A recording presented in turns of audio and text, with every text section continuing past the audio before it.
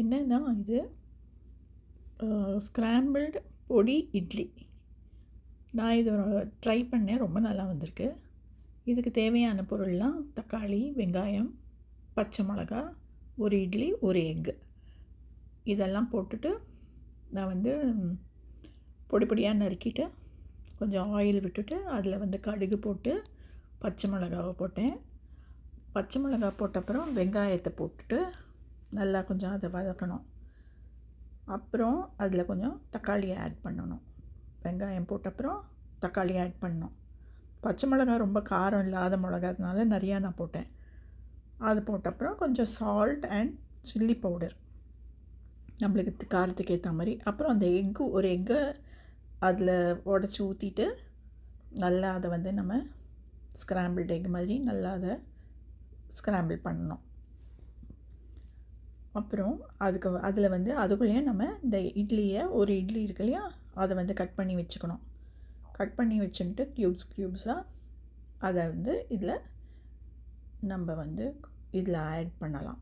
கொஞ்சம் வதங்கினதும், ரொம்ப வதங்க வேண்டாம், லேசாக அதெல்லாம் மிக்ஸ் ஆனால் போகிறோம். அதில் நம்ம இந்த கட் பண்ணின இட்லியை ஆட் பண்ணணும். ஆட் பண்ண அப்புறம் ரொம்ப காரம்லாம் கூட தேவையில்ல, மைல்டாக போட்டால் போதும். அதை நல்லா நம்ம அதை மிக்ஸ் பண்ணிக்கணும். ஓகேவா? இந்த மாதிரி ஆட் பண்ணணும். இட்லியை ஆட் பண்ணிவிட்டு அது எல்லாத்தையும் சேர்த்து மிக்ஸ் பண்ணணும். கொத்தமல்லி இருந்தால் கொத்தமல்லி கூட தூவிக்கலாம், எதுவுமே வேணாம். கொஞ்சோண்டு உங்களுக்கு பெப்பர் அண்ட் சால்ட் வேணுனாலும் போட்டுக்கலாம். இல்லை அந்த கொஞ்சோண்டு போட்ட சில்லி பவுடரே போகிறோம். அண்ட் சில்லிஸ் காரமே கரெக்டாக இருந்தது. எனக்கு ரொம்ப டேஸ்டியாக இருந்தது, ஒரு டிஃப்ரெண்ட்டாக. இப்போ எக் தோசை எல்லாம் பண்ணி சாப்பிட்றோம் இல்லையா, எக் தோசை சாப்பிட்ற மாதிரி தான் இது.